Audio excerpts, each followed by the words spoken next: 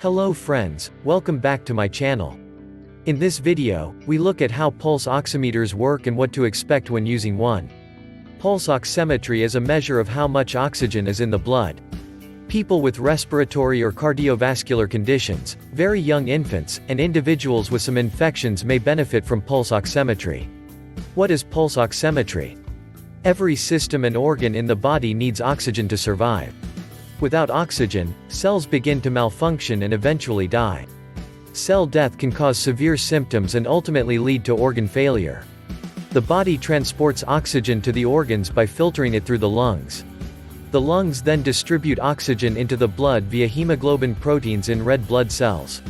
These proteins provide oxygen to the rest of the body. Pulse oximetry measures the percentage of oxygen in hemoglobin proteins, called oxygen saturation. Oxygen saturation usually indicates how much oxygen is getting to the organs. Normal oxygen saturation levels are between 95 and 100%. Oxygen saturation levels below 90% are considered abnormally low and can be a clinical emergency. How it works. Pulse oximeters are clip-on devices that measure oxygen saturation. The device may be attached to a finger, a wrist, a foot, or any other area where the device can read blood flow. Oxygen saturation can drop for many reasons, including suffocation, choking, infections, such as pneumonia, drowning, diseases, such as emphysema, lung cancer, and lung infections, inhaling poisonous chemicals, heart failure or a history of heart attacks, allergic reactions, general anesthesia, sleep apnea. Pulse oximeters work by shining a light through a relatively transparent area of the skin. The light shines through to a detector positioned on the other side of the skin. For example, when a pulse oximeter is clipped onto a finger, one side of the clip shines the light, and the other detects it. The amount of light absorbed by the blood indicates the oxygen saturation. A pulse oximeter does not directly measure oxygen saturation but instead uses a complex equation and other data to estimate the exact level. Benefits.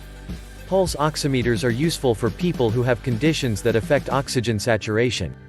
For example, a sleep specialist might recommend a pulse oximeter to monitor the nighttime oxygen saturation level of someone with suspected sleep apnea or severe snoring.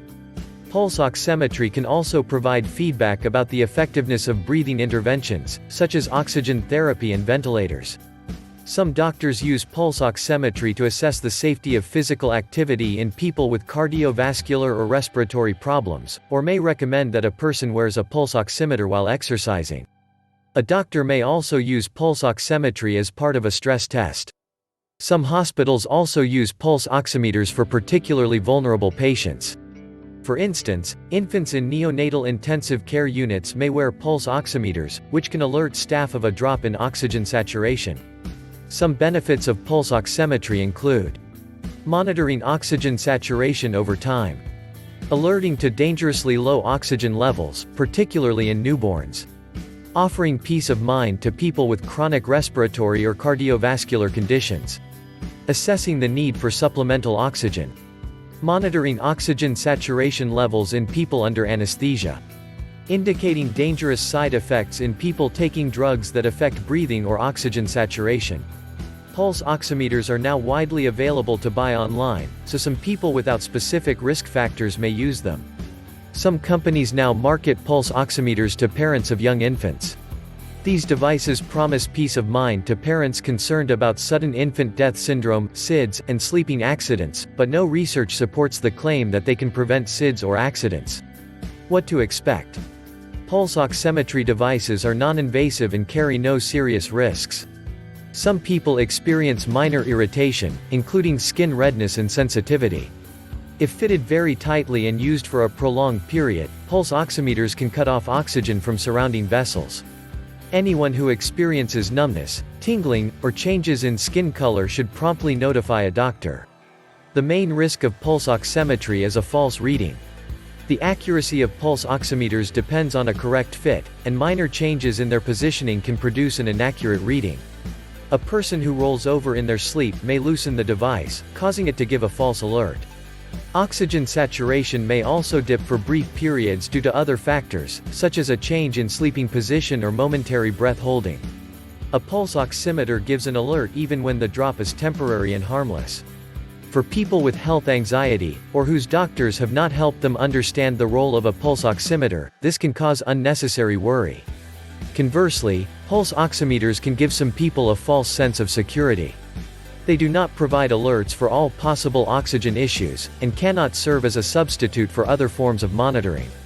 People using pulse oximeters should discuss the risks with a doctor and should maintain a record of the readings over time. Changes in readings, particularly in response to environmental changes, sometimes signal a health problem. People interested in using consumer-grade pulse oximeters should discuss their plans with a doctor before investing in a device. Limitations. Some factors can reduce the accuracy of a pulse oximeter reading, including changes in the pulse, carbon monoxide poisoning, which may not produce an alert in a pulse oximeter, bilirubin levels, lipids in blood plasma, interference from external light or color, including nail polish, having cold hands or poor circulation. People who use pulse oximeters to monitor oxygen saturation should not rely on the oximeter as a substitute for subjective experience. People experiencing difficulty breathing, shortness of breath, dizziness, or other signs of possible oxygen deprivation should seek medical attention. Dear friends, thanks for watching my video. I hope you will like my video. Please like, share and subscribe to my channel for more videos.